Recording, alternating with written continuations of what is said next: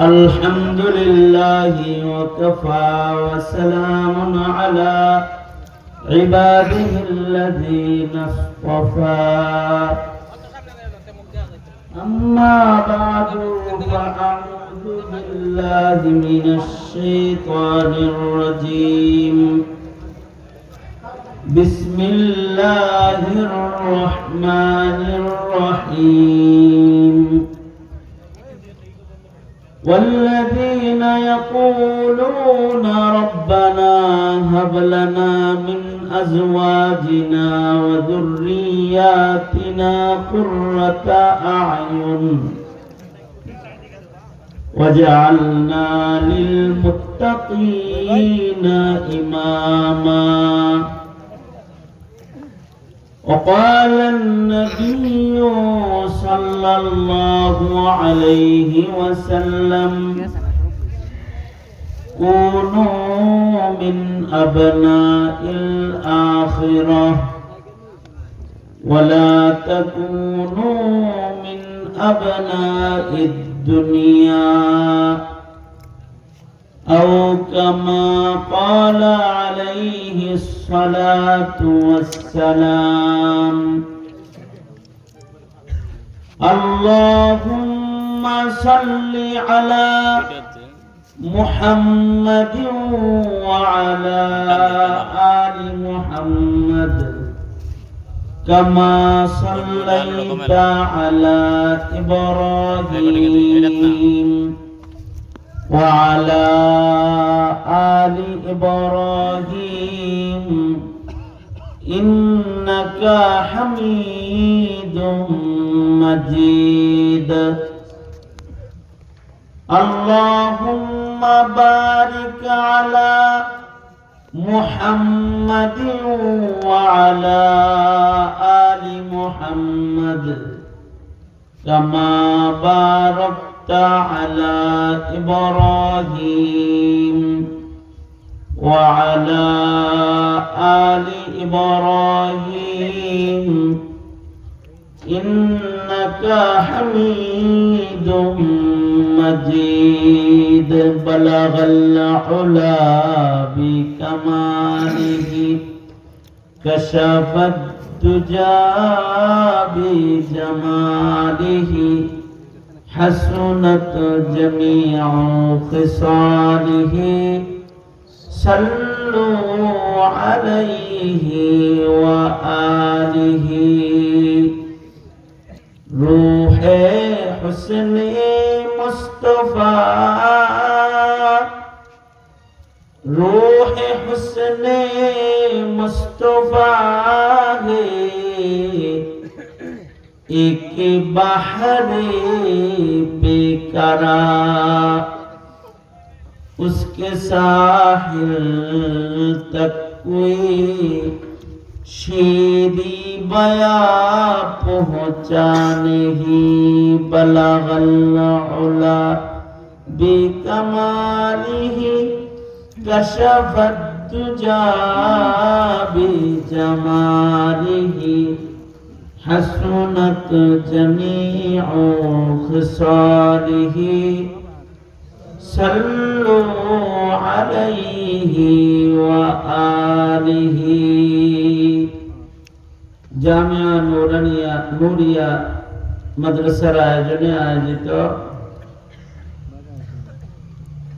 মহতী ঐতিহ্যবাহী ইসলামী মহাসম্মেলনের মোহতারাম সাদাত मोहतरम सभापति उपस्थित हजरात बुजुर्ग उलमाए किराम सम्मुखपाने समवेत दीन प्रिय इस्लाम प्रिय दिनदार ईमानदार मुमिन मुसलमान भाईरा पर्दार आড়াল থেকে আলোচনায় শামিল মা বোনেরা বিশ্ব জগতের মালিক বিশ্ব প্রতিপালকের বিশ্ব দরবারে কালিমাত শকর যে মহান রব্বুল আলামিন দয়া করে মায়া করে ভালোবেসে রহমতি বরকতি জান্নাতের টুকরা বাগানে উম্মতের আলেমদের সোহবতে আল্লাহ তাআলা দাওয়াত ও তাবলীগের নিসবতে বসে থাকার তৌফিক দান করেছেন। কালিমাতুশ শুকর পড়ি, শুকরিয়া আদায় করি, জবান ছেড়ে মুহাব্বতে ভক্তি ভরে সমস্বরে আওয়াজ করে বলুন আলহামদুলিল্লাহ। আলহামদুলিল্লাহ। লম্বা সফর করে আমি আপনাদের পর্যন্ত পৌঁছেছি, প্রায় 3 ঘন্টা যানজটে আটকা অবস্থায় রাস্তায় থাকায় নিরাশ ছিলাম যে এসে আপনাদের প্রোগ্রাম ধরা যাবে কিনা। আল্লাহ পাকের মেহেরবানি, মুহতারাম সাহেব দাওয়াত করেছে, উনি ওয়াদা করেছে আপনাদের সাথে, আমি ওনার সাথে ওয়াদা করেছি। আল্লাহ তাআলা ওয়াদা পূরণ করার তৌফিক দান করছেন, এটা আল্লাহ পাকের মেহেরবানি।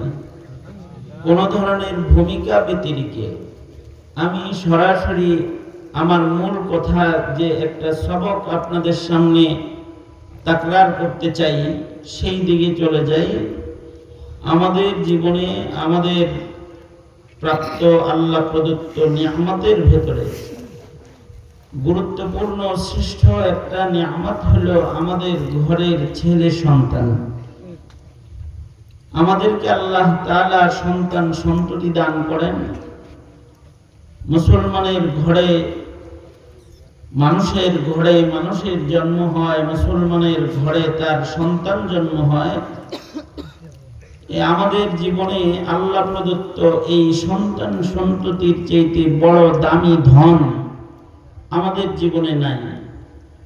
বুঝে থাকলে বলুন তো, একটা মা বাবার কাছে টাকা পয়সার দাম বেশি না তার সন্তানের দাম বেশি? তার বাড়ি গাড়ির দাম বেশি না তার সন্তানের দাম বেশি?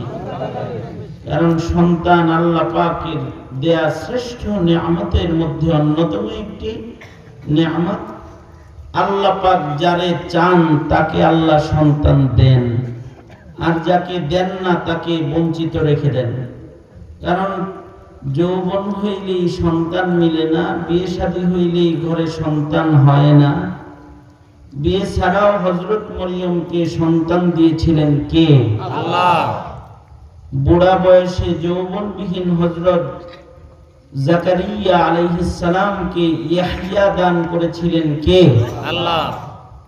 আবার অনেক যৌবন কেটে যায়, সন্তান যে দেয় না, বঞ্চিত রাখে কাউকে, দম্পতিকে, এটা কে করে? আল্লাহ। সন্তান কে দেয়? জোরে আওয়াজ করে বলেন আল্লাহ। কোন খাজার দরবারে, কোন মাজারে অথবা কোন পীরের দরগায় গেলে সন্তান পাওয়া যায়? সন্তান দাতা একমাত্র আমাদের মালিক কে? সন্তান দেন আমাদের মালিক আল্লাহ। যাকে খুশি তাকে ছেলে দেন, যাকে খুশি তাকে মেয়ে দান করেন, যাকে খুশি দোনোটা দান করেন, যাকে খুশি বঞ্চিত রেখে দেন। একমাত্রই এটা তার অধিকার। আমাদের শক্তিতে আমরা একটা সন্তান ঘরে আনতে পারবো? এই সন্তানগুলা আমাদের জীবনে এত বড় নিয়ামত যে আমাদের প্রজন্মের সন্তানগুলা যদি ভালো হয়, তাহলে সন্তানের কারণে দুনিয়ার জীবনে মা বাবা ইজ্জত পায়, শান্তি পায়। কবরের জগতে ভালো একটা সন্তান দুনিয়ায় রেখে গেলে মানুষ কবরে শুয়ে শুয়েও সন্তানের কৃত নেকির কাজের অংশ কবরে পায়। আর ময়দানে মাহশারে সন্তানের জন্য আল্লাহ তাআলা পিতামাতাকে ইজ্জতের আসন দান করবেন। যদি কেউ আলেমের হাফেজের পিতা হয় তারা সম্মানী হবে।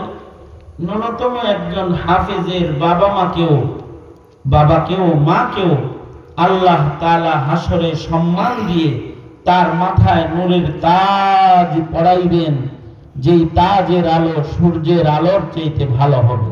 সুবহানাল্লাহ। এই যে মর্যাদা হাসরের মাঠে পিতামাতা পাবে সন্তানের কারণে। আর আল্লাহ দেয়া ছেলে সন্তানগুলা যদি ভালো না হয়, তাহলে দুনিয়ার জীবনে সন্তানের কারণে মা বাবা তিরস্কৃত হয়। কবর জগতে সন্তানের কৃত কর্মের কারণে মা বাবার কবরে দুঃখের অংশ যায়। হাসরের ময়দানে সন্তানদের হিসাব দিতে গিয়ে আদালতে কিবরিয়াতে আসামি হইতে হবে। আলা কুল্লুকুম রাইন ওয়া কুল্লুকুম মাসউলুন আন রাইয়াতিহি। এই যে আল্লাহ যে সন্তান দিল, এটা একটা দায়িত্ব দিছে। একটা সন্তান দিছে মানে আল্লাহ একটা দায়িত্ব প্রদান করছে। এই সন্তানের দায়িত্ব যদি কোনো পিতামাতা আদায় না করে, তাহলে আদালতে কিবরিয়াতে তাকে আসামি হয়ে কাঠগড়ায় দাঁড়ায় যেতে হবে। সঙ্গত কারণেই সকল পিতামাতারা সন্তানদাতা আল্লাহর কাছে কি সন্তান চাইব, এইটাও আল্লাহ পাক শিখাইয়া দিয়েছেন। আমি যে আয়াতে কারিমা তেলাওয়াত করেছি, এই আয়াতের ভেতরে আল্লাহ বাপের জাত এদেরকে শিক্ষা দিছে, আমাদের শিক্ষা দিছে যে তোরা তোদের রবের কাছে ভালো সন্তান চা। সন্তান যেন উল্টা পাল্টা না হয়, সন্তান যেন শেখ হাসিনার মতো না হয়, সন্তান যেন জালেম এমপি মন্ত্রীর মতো না হয়, সন্তান যেন প্রশাসনের খুনিদের মতো না হয়, সন্তান যেন প্রশাসনের চোর ডাকাতের মতো ডাকাত না হয়, সমাজ ধ্বংসকারী সন্তান না হয়। আমার কাছে তোরা নেক সন্তান চা। সন্তান দুই প্রকার। এক প্রকারের সন্তান দিয়ে ইজ্জত, শান্তি, সুকুন, ইতমিনান ও জান্নাত পাওয়া যায়। আর এক প্রকারের সন্তানের কারণে বেইজ্জতি, অশান্তি এবং আখিরাতে জাহান্নামে যাওয়ার কারণ হয়ে যায়। সন্তান যেন ভাগে দোজখে যাওয়াটা না আসে, এই দোয়া করা বাপেদের দায়িত্ব। কিন্তু কোন সন্তান হিদায়াত পাবে, কোন সন্তান হিদায়াত পাবে না, এটাও জানেন কে? আল্লাহ। ইন্নাকা লা তাহদি মান আহবাবতা ওয়ালাকিন্নাল্লাহা ইয়াহদি মান ইয়াশা। সন্তানকেও হিদায়াতের পথে তুলে দেওয়ার জিম্মাদার কে? কিন্তু আপনার আমার চাইতে হইব, আপনার আমার চেষ্টা করতে হইব। তিনি যদি না দেন, তাহলে চাওয়ার কারণে এবং চেষ্টার কারণে বাপেরা বাইসা যাবে। শুধুই মাত্র যদি দোয়া করে, আল্লাহর কাছে চায় যে আল্লাহ আপনি আমাকে একটা ভালো ছেলে মেয়ে দেন, আমার চোখের শান্তি এমন সন্তান আমাকে দেন, এই দোয়াটা যদি খালি করে, তো উলাইকা ইজজাউনাল গুরফাতা বিমা সাবারু ওয়া ইউলাক্কাউনা ফিহা তাহিয়াতাও ওয়া সালামা। দোয়া করলে এর বদলায় আল্লাহ তাআলা জান্নাতে পিতামাতাকে জায়গা দান করবে। আল্লাহু আকবার বলেন। শুধু দোয়া করলে, দোয়ার পরে পাবে কি পাবে না এটার কোনো গ্যারান্টি নাই। কিন্তু দোয়া যে করছে, চাইছে যে, এই চাওয়ার কারণে আল্লাহ তাআলা আল্লাহর পুরস্কার প্রাপ্ত ইবাদুর রহমান হিসেবে গণনা করবে। আর জান্নাতের ভেতরে আল্লাহ তাআলা চিরস্থায়ী থাকার জায়গা দান করবে দোয়া করলে। দোয়াটা কেমনে করবে তাও আল্লাহ শিখাইয়া দিয়েছেন। যেভাবে আল্লাহ শিখাইছেন সেই দোয়াটাই আপনাদের সামনে আমি পড়ছি। আমার সাথে আল্লাহর কাছে নেক সন্তান পাওয়ার চাওয়ার দোয়াটা আপনারা সবাই পড়েন এই শেষ রাত্রে। আল্লাহ তাআলা হতে পারে দোয়া করার কারণে জান্নাত দিয়ে দিল, ইবাদুর রহমান হিসেবে কন্যা নিব। বুবা তো নাই কেউ এখানে, বুবা আছেন কেউ? সবাই কথা বলতে পারেন? কারা কারা কথা বলতে পারেন? হাত তোলেন তো দেখি, দোনো হাত তোলেন। কথাকে আওয়াজ করতে পারেন? অনেক আওয়াজ দিতে পারেন আপনারা, তাহলে আওয়াজ দেন দেখি, জোরে বলেন সুবহানাল্লাহ। সবাই মিলে বলেন তো আলহামদুলিল্লাহ, লা ইলাহা ইল্লাল্লাহ। আওয়াজ করে উঁচু স্বরে আল্লাহর বরত্ব বর্ণনা করে সুন্নাত তরিকায় চিৎকার করে বলেন আল্লাহু আকবার। মাশাআল্লাহ।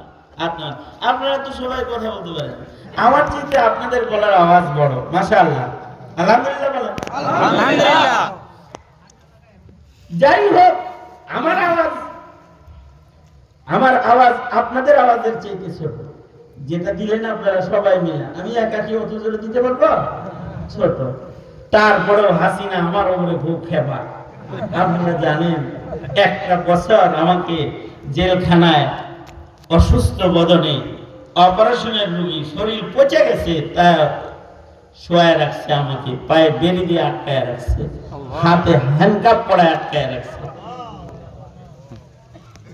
তো কিছু কিছু কথা আছে আল্লাহর পছন্দ, আর কিছু কিছু কথা আছে বান্দার পছন্দ। আপনারা এখন যেটা বললেন এগুলো আল্লাহর পছন্দ। আল্লাহর পছন্দনীয় কথা বললে আল্লাহ খুশি হয়, কিন্তু যারা শয়তান আল্লাহর পছন্দনীয় কথা বললে তারা নারাজ হয়। আলেমরা যেহেতু আল্লাহর পছন্দের কথা বেশি কয়, এ কারণে যারা শয়তানের গোলাম ওরা আলেমদের কথা শুনলে বিরক্ত হয়। আজকে যদি শেখ হাসিনা এই দেশের ক্ষমতায় থাকতো, আপনারা আমাকে এখানে আনতে পারতেন না। থানার পুলিশ এসে আপনাদেরকে বাধা দিয়ে বসে থাকতো। খোদার শকর যে জাতির কুরবানির বদলতে শয়তানটা দেশের বাইরে আছে, নিরাপদে অন্তত ওয়াজ শুনতে পারতেছেন, দিনের কথা শুনতেছেন, এটাও তো বাধা দিত। তো বহরহাল আওয়াজ যেহেতু করতে পারেন, আল্লাহরে খুশি করে আবার আওয়াজ দেন, বলেন সুবহানাল্লাহ, সুবহানাল্লাহ, আলহামদুলিল্লাহ, আলহামদুলিল্লাহ, লা ইলাহা ইল্লাল্লাহ, লা ইলাহা ইল্লাল্লাহ, আল্লাহু আকবার, আল্লাহু আকবার। এই যেমন জোরে আওয়াজ করে বলছেন না, দোয়াটা আমার সাথে ওইভাবে জোরে করেই পড়বেন। তাতে হবে কি, কারোর ভুল থাকলে সবার সাথে বললে ঠিক হয়ে যাবে, মাখরাজগুলো জায়গা থেকে বের হয়ে যাবে, এবং আওয়াজ করে পড়লে অশুদ্ধ পড়াটা শুদ্ধ হয়ে যাবে। দেখবেন আমাদের নুরানি বক্তব্য বাচ্চাদেরকে চিল্লায় চিল্লায় পড়া, জোরে পড়, জোরে না পড়লে বাইরে যেতে চায় না, এখন জোরে পড়ায়। তাই আমি আপনাদেরকে দোয়াটা যেহেতু অতি প্রয়োজনীয় এবং প্রতি নামাজের পরে পরে ক্ষণে ক্ষণে ক্ষণে ক্ষণে এ দোয়া পড়া উচিত আমাদের, কারণ প্রজন্মের দশা বড় খারাপ। এখন প্রজন্মের দশা বড় খারাপ, এই জন্য দোয়াটা অনেক ইহতিমামের সাথে বেশি বেশি পড়ার দোয়া। আমার সাথে পড়েন, রব্বানা, রব্বানা, জোরে বলেন, রব্বানা, রব্বানা, হাবলানা, হাবলানা, মিন আজওয়াজিনা, মিন আজওয়াজিনা, ওয়া যুররিয়াতিনা, ওয়া যুররিয়াতিনা, কুররাতা আ'য়ুন, কুররাতা আ'য়ুন, ওয়াজআলনা, ওয়াজআলনা লিলমুত্তাকিনা ইমামা, লিলমুত্তাকিনা ইমামা, রব্বানা, রব্বানা, রব্বানা, রব্বানা, হাবলানা, হাবলানা, মিন আজওয়াজিনা, মিন আজওয়াজিনা, ওয়া যুররিয়াতিনা, ওয়া যুররিয়াতিনা, কুররাতা আ'য়ুন, কুররাতা আ'য়ুন, ওয়াজআলনা, ওয়াজআলনা কুররাতা আ'য়ুন, কুররাতা আ'য়ুন, আরো জোরে বলেন, কুররাতা আ'য়ুন, কুররাতা আ'য়ুন, ওয়াজআলনা, ওয়াজআলনা লিল মুত্তাকিনা ইমামা, লিল মুত্তাকিনা ইমামা। তার মানে হলো বান্দা আল্লাহ কি বলবে, ওগো আমার মালিক আল্লাহ, আপনি আমার বিবি আমার উরুসে এমন সন্তান আমাকে দান করেন যে সন্তান আমার চোখ শীতল হয়ে যাবে দেখলে, যে সন্তান দেখলে আমার দিল ঠান্ডা হইব, যে সন্তান আমার শান্তির কারণ হইব।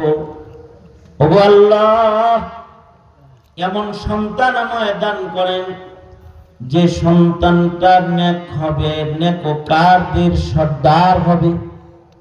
তার মানে ওগো আল্লাহ, এমন সন্তান আমাকে দেবেন না যে সন্তান দেখলে আমার দুঃখ হবে, যে সন্তান আমার চোখের পানি জড়াবে, যে সন্তান বদকার হবে, যে সন্তান বদকারদের লিডার হবে। কিছু কিছু সন্তান আছে না বদকারদের লিডার হয়, যেমন মোদি। কিছু কিছু সন্তান আছে গাঞ্জাখোরদের লিডার হয়, কিছু কিছু সন্তান আছে মদখোরদের লিডার হয়, কিছু কিছু সন্তান আছে খুনিদের লিডার হয়, কিছু কিছু সন্তান আছে নাস্তিকদের লিডার হয়, নাস্তিক মুরতাদদের লিডার হয়, কিছু কিছু সন্তান আছে চোরদের সর্দার হয়, ডাকাতদের সর্দার হয়, আর কিছু কিছু সন্তান আছে নামাজীদের ইমাম হয়, নেককারদের লিডার হয়, সমাজের নেক কাজের আমির হয়।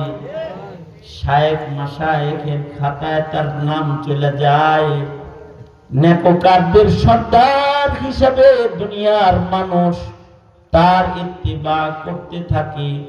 আল্লাহকে বলা, ওগো আল্লাহ, আমাকে এমন একটা সন্তান দাও যে সন্তান আমার চক্ষু শীতল করবে, যে সন্তান নেককারদের সর্দার হবে। এইটা যদি আরবিতে কেউ বলতে না পারে, বাংলায় কইবেন মহান আল্লাহ তো দুনিয়ার সব মানুষের সব ভাষা বুঝে। বাংলায় কইবেন এমন সন্তান দে মাওলা, এমন সন্তান দে মাওলা, এমন সন্তান দে কামাই খাওয়ার আশা নাই, মইরা গেলে দোয়া করবে যে। এমন সন্তান দে আল্লাহ, এমন সন্তান দে কামাই খাওয়ার আশা নাই, মইরা গেলে দোয়া করবে যে। কিছু সন্তানরা আছে মা বাবার সার্বক্ষণিক দোয়ার ভান্ডার হয়ে যায়। কি বলিস? হ্যাঁ, আওয়াজ আরেকটু কমায় দাও, কেমন করে নেবে। মা বাবার জন্য সব সময় দোয়ার ভান্ডার নিয়ে বসে থাকে কিছু সন্তান। তারা আল্লাহর শিখানো এই দোয়াও ক্ষণে ক্ষণে পড়ে, রব্বির হামহুমা কামা রব্বায়ানি সগীরা। আবার এমন সন্তান আছে হের মুখ দিয়া, হেরে যদি হাতুড়ি দিয়া বাইরে নি হয় তাও মুখ দিয়ে বাইরে দিবে। আরে মাই বাইরে হয় না, তুই এটা দোয়া বাইরে মুখ করতে যায়, তার দোয়া বাইরে হয় না। ওই বাবা মা, কপালওয়ালা বাবা মা যাদের সন্তানরা তাদের জন্য দোয়া করে, আও ওয়ালাদিন সালিহিন ইয়াদউ লাহু, হাদিসে আছে আল্লাহর রাসূল বলেন ওই মা বাবার ইনকাম কবরে জারি থাকে যাদের সন্তানরা তাদের জন্য আল্লাহর কাছে দোয়া করে। আল্লাহু আকবার বলেন। আল্লাহু আকবার। দেখে বলে আল্লাহ আমার মা বাবারে মাফ করে দাও। এমন সন্তান দে মাওলা, এমন সন্তান দে কামাই খাওয়ার আশা নাই, আমি মরে গেলে দোয়া করবে যে। আমার জীবনে যত মুনাজাতে আমি হাত তুলি, আজকে যেমন আপনাদের হাজার হাজার আশিকিন লইয়া আমি বসেছি, এখনো আমার মনে হইতেছে যেন কবর থেকে আমার মরহুম পিতা আমাকে ডেকে বলতেছে, বাবা ইউব, শেষ রাত্রে বহু আশিকদেরকে লইয়া তুমি বসছ, ভুলে যাও না বাবার কথা। আর তোমার কণ্ঠে যেন উচ্চারিত হয়, রব্বির হামহুমা কামা রব্বায়ানি সগীরা, রব্বির হামহুমা কামা রব্বায়ানি সগীরা। কিছু কিছু মা বাবা আছে এরা কবরে শুয়ে শুয়ে এরকম সন্তানদের দোয়া পাইতে থাকে, ইয়াদউ লাহু। এই সন্তানরা তাদের মা বাবার জন্য আল্লাহকে ডাকে। আল্লাহু আকবার বলেন। আল্লাহু আকবার। দোয়া করে আর বলে আল্লাহ আমার মা বাবারে মাফ করে দাও। এই সন্তানগুলো হলো শ্রেষ্ঠ সন্তান। এই সন্তানগুলো হলো আল্লাহ পাকের পছন্দের সন্তান। এই সন্তান হলো বাবা মার গর্বের ধন, বাবা মার আত্মার শান্তির সন্তান। এইটাও রবের কাছে না চাইলে তো পাওয়া যাবে না। আর যদি কেউ চায় না পায়, শুধু চাওয়ার কারণে আল্লাহ রাব্বুল আলামিন চাইছে যে বান্দা ভালো সন্তান চাইছে, এই কারণে তাকে ইবাদুর রহমানের মর্যাদা দিয়ে জান্নাতে তাকে জায়গা দিয়ে দিলেন। যাও তুমি জান্নাতে যাও, চাইছিলা তো পাও নাই, দেই নাই আমি, যাও দুয়ার বরকতে জান্নাতটা দিয়ে দিলাম। সুবহানাল্লাহ। তাহলে দোয়াটা আজ থেকে পড়বেন ইনশাআল্লাহ বলেন। ইনশাআল্লাহ। জোরে আওয়াজ করে বলেন ইনশাআল্লাহ। ইনশাআল্লাহ। দরকার না? নেক সন্তান দরকার। নেক সন্তান দরকার। সন্তান যদি অশিক্ষিত হয় কিন্তু যদি নেক হয় তাহলে মা বাবার লাভ। কিছু কিছু অশিক্ষিত সন্তান আছে, এরা নেক, এরা ইমানদার, এরা নামাজি, এরা কারোর উপরে জুলুম করে না, এরা কারোর উপরে অত্যাচার করে না, এরা সমাজে বিশৃঙ্খলা করে না। এই সন্তানগুলা মা বাবার জন্য রহমত। এই সন্তানগুলা পিতামাতার খবর নেয় অথবা মা বাবার বৃদ্ধ বয়সের খাদেম হয়। বুড়া বয়সে খাদেম লাগে না? কি লাগে না?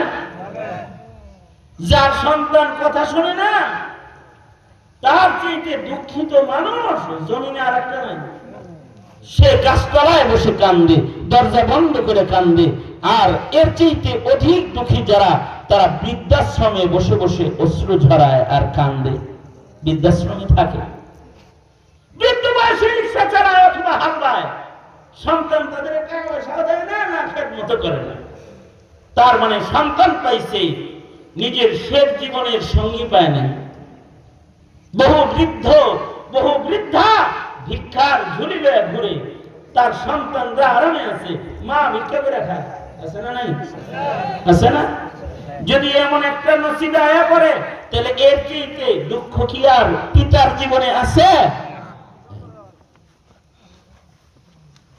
বাবা মার সন্তান হলো তাদের শান্তি। মা বাবা সন্তান যদি ভালো সন্তান পাওয়া যায়, মা বাবা বিছানায় পড়ো সন্তানের সেবা যত্নে তৃপ্ত হয়ে যায়। আমাদের পরিচিত বন্ধু একজন আছেন বিশিষ্ট শেখুল হাদিস, অনেক বড় মাপের একজন মুহাদ্দিস, অনেক বড় মাপের শেখুল হাদিস, অনেক বড় মাপের একজন মুফাসসির কোরআন। আপনার নামও জানেন, ইউটিউবেও তারা দেখেন, কিন্তু নাম আমি বলবো না আজকে। কিন্তু উনি আজকে 20 বছর, 16 বছর, 17 বছর হয়ে যায়। ওনার মায়ের ইন্তেকালও হয়ে গেছে 4-5 বছর আগে। উনি প্রতিদিন সকাল বেলায় বাবার পেশাব পায়খানা নিজের হাতে সাফ করে, আবার সন্ধ্যা বেলায় প্যাম্পাস খুলে বাবাকে পরিষ্কার করে ধুইয়া রাতের আরামের ঘুম ঘুমানোর জন্য বাবাকে বিছানায় দেয়। 3 বেলা সন্তান হইয়া বাবাকে নিজের হাতে খানা খায়। আর বলে কখনো যদি খেদমতে একটু উল্টা পাল্টা হইয়া যায়, বলে আইয়ুবি আব্বা লাথি মেরে বসে, এক পা ভালো আছে ওইটা দিয়ে লাথি দেয়। তখন আপনার কি খারাপ লাগে নাকি? কত লাথি বাবা মাকে ছেলেবেলায় না বুঝে আমি দিয়েছি। আমার বাবা আজকে বেবুঝ হয়ে গেছে। বাবা আমাকে লাথি দেয় কিন্তু বাবার পাটা ধইরা আমি চুমা খাই। এরাও সন্তান। সৌদি আরবে একটা পত্রিকা বের হয় রিয়াদ শহর থেকে, আর রিয়াদ পত্রিকাটার নামই হলো আর রিয়াদ, রিয়াদ শহর থেকে বের হয়। এই পত্রিকা একটা বিচারপতির সাক্ষাৎকার। এই সাক্ষাৎকার পড়ে গোটা সৌদি আরব কেঁদেছিল।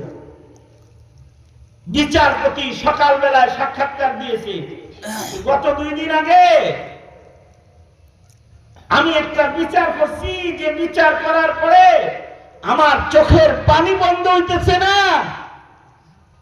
আমি আমার বিচার কার্যটা আপনাদের কাছে শেয়ার করতে চাই। এই কথা বলে সাংবাদিকদেরকে সাক্ষাৎকার দিয়েছে। সাক্ষাৎকারটা আর রিয়াদ পত্রিকা ছেপেছে। বিচারপতির সাক্ষাৎকার হলো যে আমার আদালতে 2 ভাইয়ের ঝগড়ার একটা মামলা আসছে। বড় ভাই মামলা দিছে, ছোট ভাই মামলা দিছে বড় ভাইয়ের নাম, এটা হলো মামলা। আমাদের দেশে ভাই বেরাদারের মামলা হয় হলো পিতামাতার সম্পদ সম্পত্তি লয়ে মামলা, জায়গা জমি লয়ে মামলা হয়। ছোট ভাই যদি মামলা দেয় তাহলে মামলার ভেতরে এধারে লেখা থাকে আব্বারে ঘুমের পড়ি খাওয়ায় টিপ লয়ে গেছে গা বড় ভাই, আদালত আমার জমিন ফিরিয়ে দেন। অথবা মারে ভুলায়া টুলায়া জায়গা জমি লেখে লয়ে গেছে, আমি আমার মিরাজ চাই, এটা থাকে ছোট ভাইয়ের মামলা।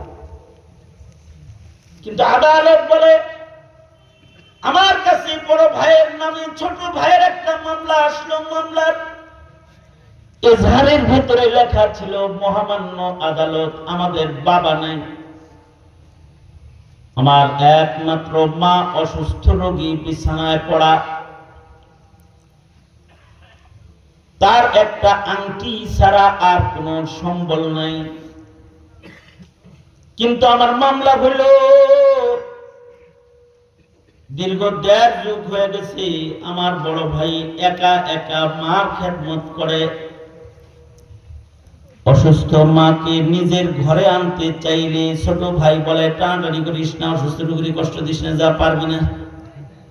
বারবার দরজার থেকে আমাকে ফেরত দিয়ে দেয়। মামলা হলো মা তো আমারও, কিন্তু আমার বড় ভাই আমাকে মার সেবা খেদমত করার চান্স দেয় না। মহামান্য আদালত, আমি জানি আল জান্নাতু তাহতা আকদামিল উম্মাহাত, মহান রব্বুল আলামিন মায়েদের পদতলে ছেলেদের জান্নাত রেখেছে, সন্তানের জান্নাত রেখেছে। আমি খোদার জান্নাত দখল করতে চাই, তাই মার সেবা করতে চাই, ইনসাফ চাই। অর্ধেক খেদমত বড় ভাই করবে, অর্ধেক আমি করবো।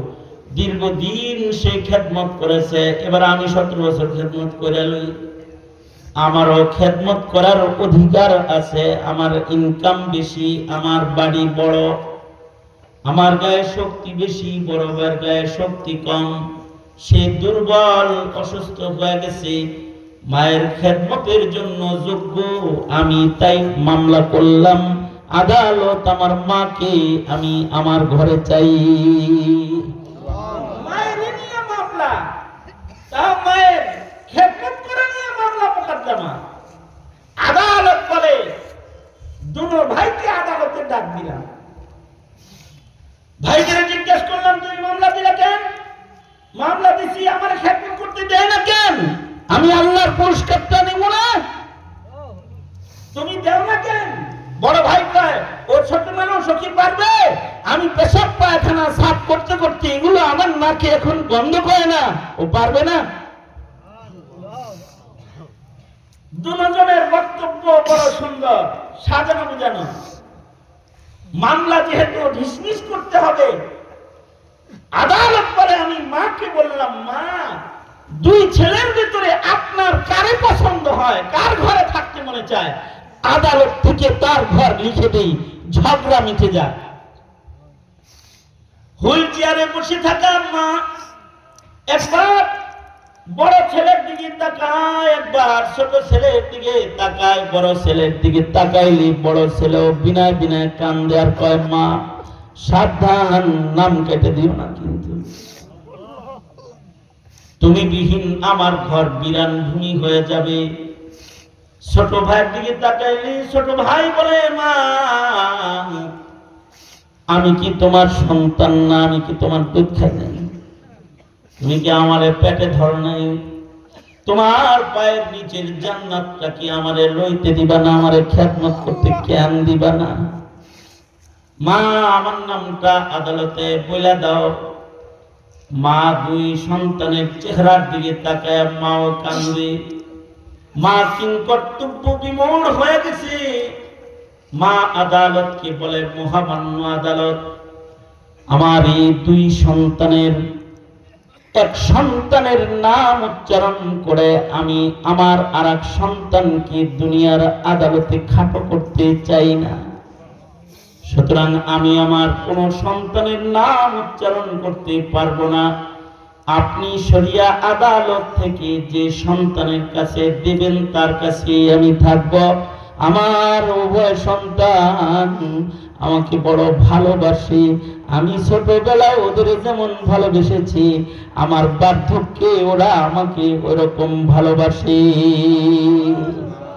এটা হলো আদর্শ কপাল।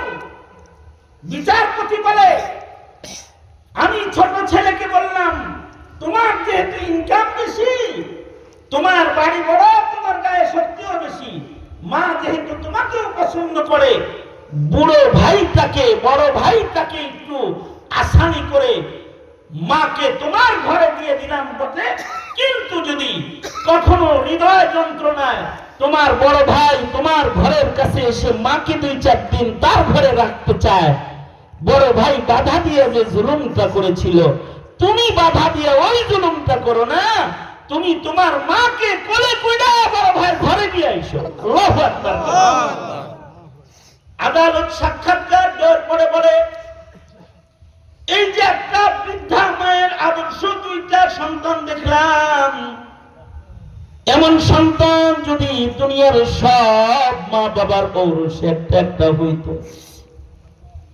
তাহলে পৃথিবীর কোন মা বাবাকে বার্ধক্যের চোখের পানি ফেলা লাগতো না, সন্তানদের খেদমতে তারা পরিতৃপ্ত হয়ে যেত। যেমন ওয়াইসুল কারনি মার খেদমত করে তৃপ্ত হয়েছে, কিছু কিছু সন্তান আছে মা বাবার খেদমতের ধন।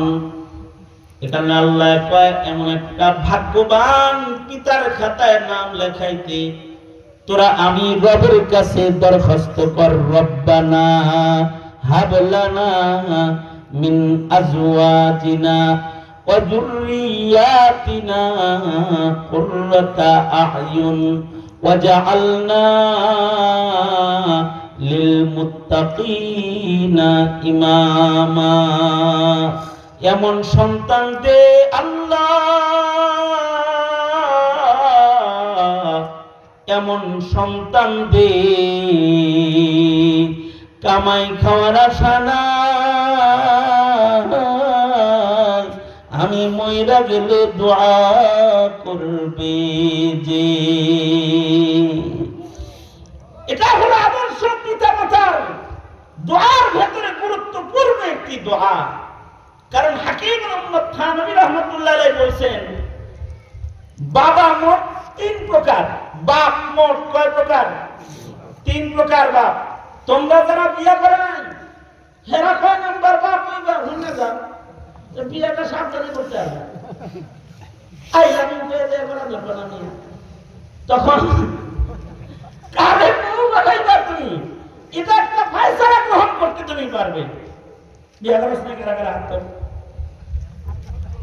হাত বিয়ে করছ না কেন? হাত আজকে বিয়ে করা মনে আছে? আচ্ছা ঠিক আছে, হাত করা লাগবে, রাখ, শরম পাইছে। দোনো হাত উপরে তোলেন, দোনো হাত উপরে তোলেন। শুনছেন পরে মাইক ভেতরে নষ্ট করছে, আগে ভালো ছিল যে হাত তুলতে দেরি করছে। সোজা করেন, নাড়াচাড়া দেন, হাত তো ভালোই সবাই।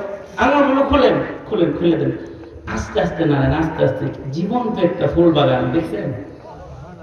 আস্তে আস্তে নাড়েন, ইনুম করেন কে? আস্তে আস্তে নাড়েন, আস্তে আস্তে, সুন্দর লাগতেছে। আলহামদুলিল্লাহ। এবার জবান খুলে জোরে বলেন আলহামদুলিল্লাহ। এই যেমন আমার সাথে ছিলেন, কয়েকটা কথা শুনেন, কারণ শুনতে আপনাকে হবে। এই জন্য আপনার ছেলেটাকে নষ্ট ভ্রষ্ট করার জন্য চাকরি গ্রহণ করেছে দেশের সরকার। 16 বছর নষ্ট করছে শেখ হাসিনা। আপনার সন্তানদেরকে দ্বীনি শিক্ষা না দিয়ে ট্রান্সজেন্ডার শিক্ষা দিয়েছে, ডারউইনের ভ্রান্ত মতবাদ শিক্ষা দিয়েছে, গোমাতা শিক্ষা দিয়েছে, তাকে ধর্মীয় শিক্ষা বঞ্চিত করে তাকে কালেমা বিহীন মুসলমানে রূপান্তরিত করেছে। ঠিক কিনা? আওয়াজ করে জোরে বলেন ঠিক না? স্কুল কলেজে ধর্ম আছে কিছু, শিক্ষাটাকে ঐচ্ছিক বানায় দিয়েছে। এটা ফেল করলে কোনো ছেলে ফেল না, এরকম ঐচ্ছিক জায়গায় এটা গেছে, নিয়েছে তো নিয়েছে ইসলামের সাথে ন্যূনতম সম্পর্ক যেটা আপনার আমার সন্তানের ছিল সেটাকে হাসিনা কবর রচনা করেছে, কবর দিয়ে গেছে, ঠিক। শিক্ষা সিলেবাসকে ধ্বংস করে দিয়েছে। এই কারণেই এদেশের শিক্ষাঙ্গনে নাস্তিকের সংখ্যা বেড়েছে, মুরতাদের সংখ্যা বেড়েছে। এই কারণেই শাহবাগের জন্ম হয়েছে। আর এইটা ঠেকানোর জন্যই শাপলা চত্বর জন্ম হয়েছে। ঠিক। শাপলা চত্বর কি জন্য হয়েছে তাও তো জানেন না। শাপলা চত্বর হয়েছিল শাহবাগীদের মোকাবেলা করার জন্য। কারণ শাহবাগে হাসিনা আর একটা নাস্তিক সরকার বসাইছিল, তার নাম ছিল ইমরানের সরকার। সে ছিল হাসিনা সরকার, শাহবাগে ছিল ইমরানের সরকার। এই সরকারটি এই সরকারের মুখোশ খুলে দেওয়ার জন্য জন্মগ্রহণ করেছিল শাপলা চত্বর শাইখুল ইসলাম আহমদ শফির আহ্বান। কিন্তু শাহবাগে যেখানে রাসূলকে গালি দেওয়া হয়েছে, ইসলামকে কটাক্ষ করা হয়েছে, ইসলাম বিরোধী তৎপরতা করা হয়েছে, মানুষের উপরে জুলুম করার আওয়াজ তোলা হয়েছে, সেই শাপলা চত্বরে গোলাগুলি হয় নাই।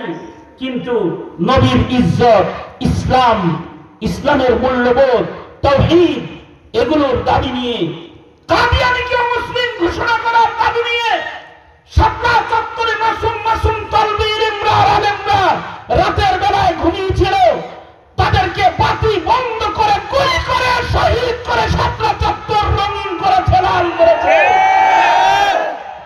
এটা করেছে এজন্য যেন এই জাতির কাছে ধর্মীয় মূল্যবোধকে প্রতিষ্ঠা না করা যায়, আলেমদেরকে দমন নিপীড়ন করার চেষ্টা করেছে।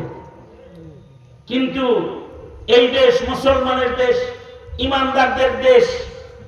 হাসিনা মনে করেছিল এই দেশ থেকে আলেম তাড়াবে, নিজে বেঁকে গেছে, তারই এই জাতি তাড়িয়ে দিয়েছে।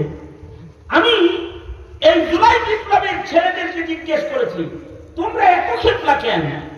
তোমরা কি খেতেছ রাজনৈতিক অধিকার এটার জন্য?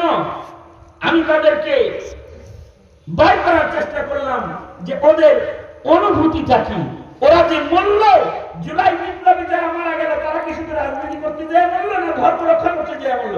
যদি ধর্ম রক্ষা করতে যায়, দিন রক্ষা করতে যায় মরে থাকে, তাহলে তো শহীদদের উঁচু দরজায় তাদের নাম চলে যাবে।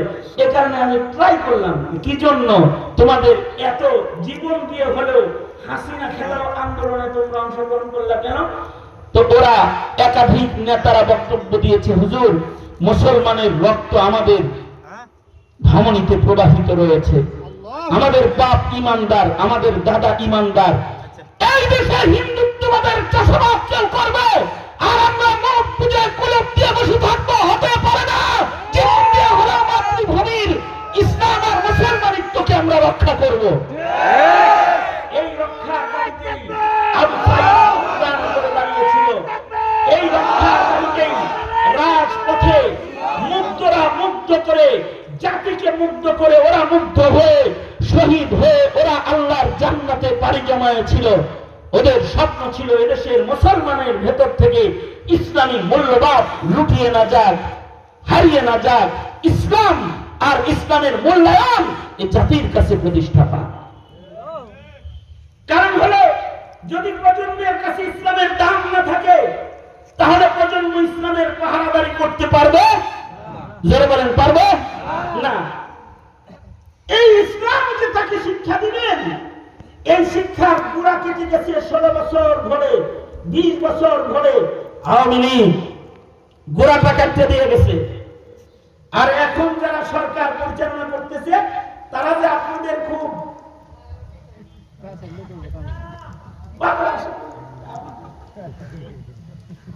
এরা হলো খ্রিস্টবাদকে প্রতিষ্ঠা করতে এনজিওকে মুক্ত করে দিয়েছে। এই দেশে সমকামিতা চালু করার জন্য তারা জাতিসংঘের অফিস আনার নামে সমকামীকে বাংলাদেশে আনার চক্রান্ত এরাই করেছে।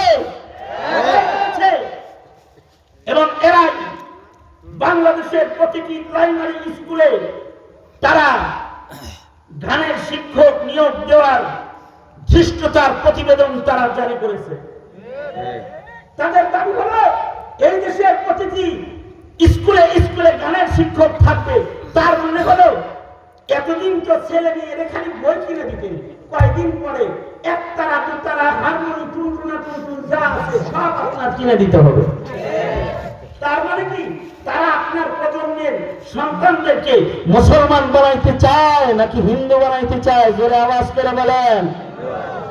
হ্যাঁ, বুঝেন তো? এই দেশের আনন্দ এগুলো নিয়ে কথা বলে। সুতরাং এমন একটা সরকার গঠন হওয়া দরকার যার কাছে ইসলামের মূল্যায়ন থাকবে।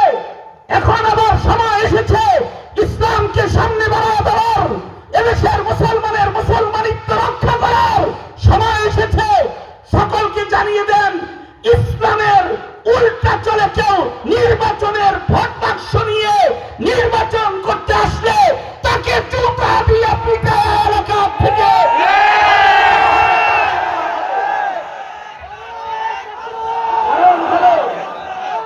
এই দেশের মুসলমানদের মুসলমানকে নষ্ট করে শুধুই মাত্র দেশ আর এদেশের রাজনীতির বাণিজ্য আমরা করতে দিতে পারি? হ্যাঁ যুব সমাজ, ঠিক না ঠিক? জোরে আওয়াজ করে বলো না কেন? জোরে আওয়াজ করে জোরে বলুন না কেন? ঠিক না কেন? এ কারণে প্রজন্ম ধ্বংস করা যাবে। প্রজন্ম ধ্বংস হবে তো ইসলাম ধ্বংস হয়ে যাবে।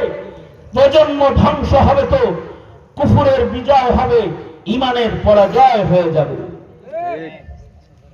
এ কারণে হযরত থানভী বলেন, তোমরা প্রজন্মের পিতা যারা, তারা প্রজন্ম ধ্বংসকারী পিতা হয় না। কারণ পিতাও তিন প্রকার। কয় প্রকার? তিন প্রকারের পিতা আছে।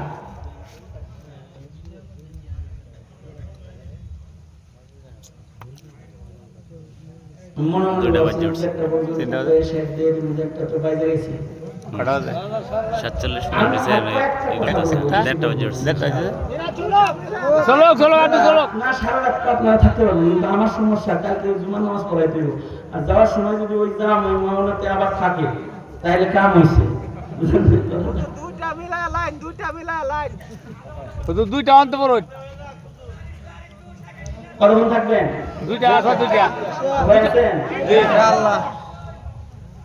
বেশি সময় না। তবে যুবকদেরকে একটা, তোমরা তো এদেশের শক্তি, পুরো মানুষের তো ঠিক না? এখন যেমন ইসলামী মূল্যবোধ প্রতিষ্ঠার একটা মৌসুম চলছে, এখন কিন্তু আর একটা মৌসুমও চলছে, ইসলামের অধিকার আদায়ের মৌসুম এখন চলছে।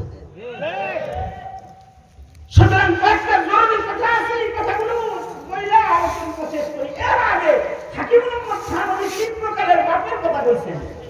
হযরত থানভী বলেন পিতার মত কয় প্রকার? তিন প্রকার পিতা আছে। এর ভেতরে দুই প্রকারের পিতা হলো কুখ্যাত পিতা। এই কুখ্যাত বাপ যদি কেউ হয় তাহলে ওর খবর আছে। কুখ্যাত বাপদের এক নাম্বার হলো, কিছু কিছু বাপেরা আছে এরা সন্তানকে জন্ম দেয় কিন্তু শিক্ষা দেয় না। জন্ম দিয়ে খাওয়ায় পরে রাস্তায় ছেড়ে দেয়।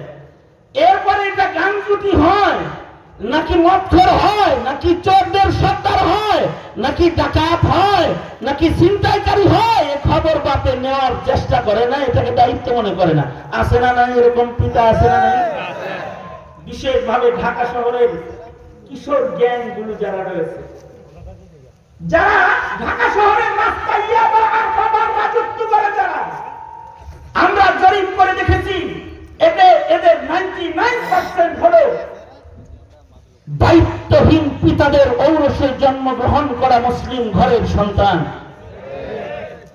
এরা দায়িত্বহীন পিতার ঘরে জন্মগ্রহণ করেছে। এই দায়িত্বহীন পিতা যারা, তাদেরকে ময়দানে মাহশারে আদালতে কিবরিয়াতে আসামি হয়ে দাঁড়াইতে হবে সন্তানের কারণে। কারণ মানব সম্পদের চেয়ে দামি সম্পদ আর নাই। মানব সম্পদ যদি দামি হয় তাহলে এর এত দাম। যে মানুষটা আল্লাহর জান্নাতে আল্লাহর বন্ধু হওয়ার উপযুক্ত। আর যদি মানব সম্পদ নিকৃষ্ট হয় তাহলে এটা নাজাসুল আইন শুকরের চাইতে নিকৃষ্ট, অভিশপ্ত মালউন শয়তানের চাইতেও নিকৃষ্ট। যদি মানব সম্পদ ধ্বংস হয় তাহলে একটা মানুষের জন্য কখনো কখনো দেশ অশান্তির দাবানল জ্বলে যায়।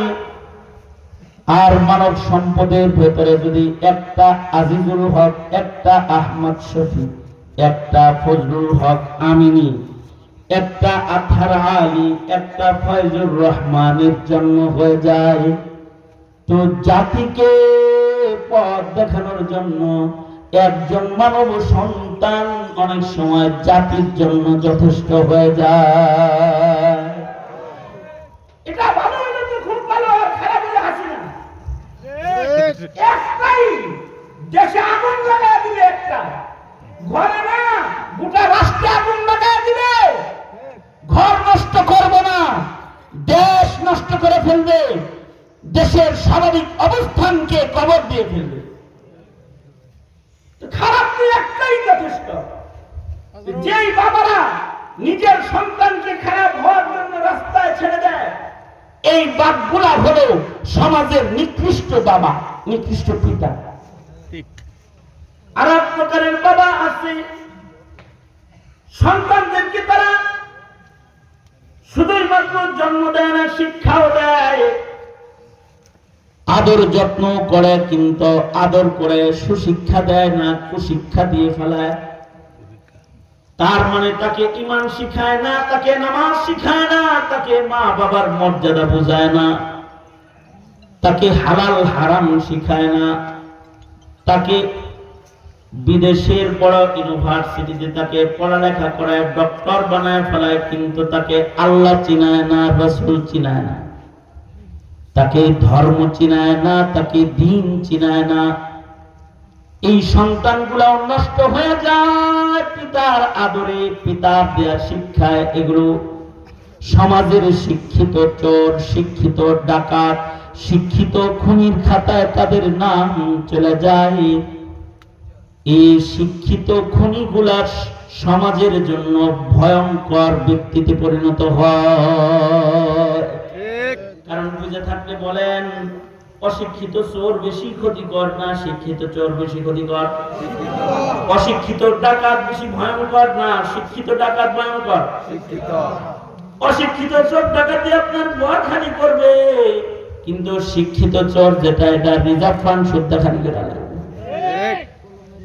অশিক্ষিত খুনি তো সমাজে রাস্তায় পথে পাথারে একটা খুন করে, কিন্তু শিক্ষিত খুনি যারা, তারা খুন করার বিধান আইন বানায়া প্রণয়ন করে অবৈধ কায়দায় মানব জাতির উপরে তারা বুলেট মেরে মানুষ হত্যা করে।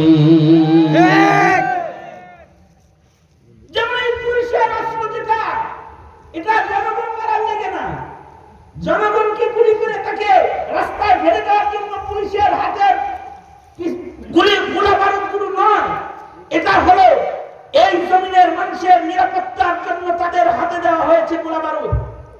কিন্তু এইটা শিক্ষিত শয়তানরা ক্ষমতার মসনদে বসে এই গুলি চালানোর বিধানটাকে অন্যায়ভাবে প্রয়োগ করে রাজপথে দাঁড়িয়ে তার অধিকার প্রয়োগকারী মানুষের সিনা বরাবর গুলি করে তারা ঝাঁকড়া করে দেয়।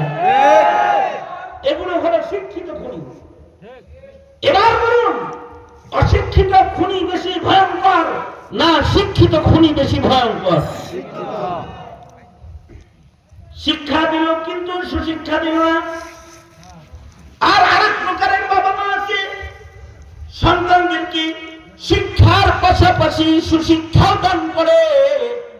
সন্তানকে আসমান কার এটা চিনায় দেয়, জমিন কার এটা চিনায় দেয়, সন্তানকে গাছপালা ফল ফুলকে দেয় চিনায় দেয়, সন্তানকে সাইয়্যিদুল মুরসালিন মুহাম্মাদুর রাসূলুল্লাহ সাল্লাল্লাহু আলাইহি ওয়াসাল্লাম কে তাকে চিনায় দেয়, সন্তানকে কাবাতুল্লাহ কাবা ঘর কি জিনিস এটা চিনা যায়, সন্তানকে সালাওয়াতুল্লাহ চিনায়, ওযু চিনায়, গোসল চিনায়, নামাজ চিনায়, হজ চিনায়, যাকাত চিনায়।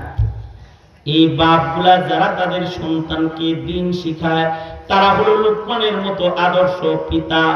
এমন পিতাদেরকে মহান রব্বুল আলামিন হাসরের ময়দানে সম্মান দান করবে। আমাদের দেশের পিতাদের জিম্মাদারিটা পিতারা আদায় না করলেও আমাদের দেশের এই মাদ্রাসাগুলো সন্তানদেরকে এগুলো শেখানোর জন্য মেহনত করে। 3টা বছর যদি কোনো সন্তানকে মাদ্রাসায় নুরানিটা খালি পড়ায় দেওয়া যায়, তাহলে এই সন্তান নাস্তিক হওয়ার দরওয়াজা বন্ধ হয়ে যায়, এই সন্তান হালাল হারাম চিনা যায়। এ কারণে আমরা মুসলমানদেরকে বলে থাকি, তোমাদের সন্তানদের আলেম বানায় পুরস্কার তোমরা পাইবা, এটা কপালের ব্যাপার। যার কপালে মহান আল্লাহ লেখে না তাকে আল্লাহ তাআলা হাফেজ আলেমের বাপ বানায় না। তবে আমরা এতটুকু বলি, নিজের সন্তানটাকে কম আজ কম 3টা বছর আমাদের মাদ্রাসায় একটু দাও, আমরা তাদেরকে একটু দ্বীন শিক্ষা দিই। ডাক্তার ইঞ্জিনিয়ার হবে কিন্তু নাস্তিক হওয়ার দরওয়াজা বন্ধ হয়ে যাবে। এই কালকে জাতির দালাল যারা তারা জানে, এ কারণে ওরা অস্ত্র নিয়ে যারা ঘুরে তাদেরই বলে আদর্শ সন্তান, স্বাধীনতার প্রতীক সন্তান।